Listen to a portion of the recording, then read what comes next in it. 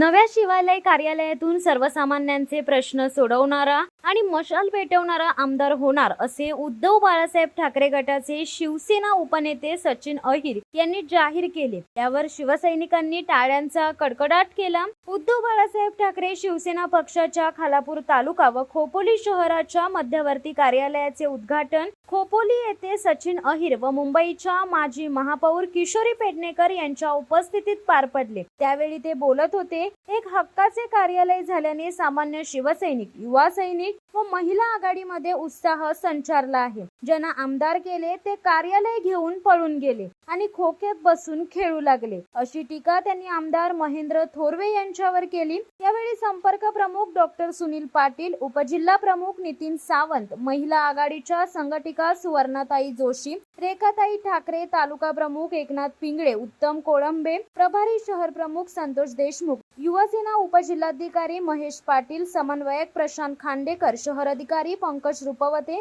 बाबू घारे, नितीन मोरे, विलास चालके, गजानन पाडगे, महिला आघाडीच्या उपजिल्हा संघटिका अनिता पाटील आदी प्रमुखांसह मोठ्या संख्येने शिवसैनिक, युवा सैनिक व महिला आघाडी उपस्थित होत्या। या प्रसंगी शिवसेना उपनेत्या किशोरीताई पेडणेकर यांनीही मार्गदर्शन केले।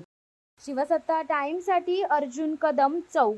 दे धडक बेधडक वृत्त देणाऱ्या आपल्या शिवसत्ता टाइम्स न्यूज चॅनलला लाल बटन दाबून सबस्क्राईब करा आणि बेल आयकॉनला क्लिक करायला विसरू नका।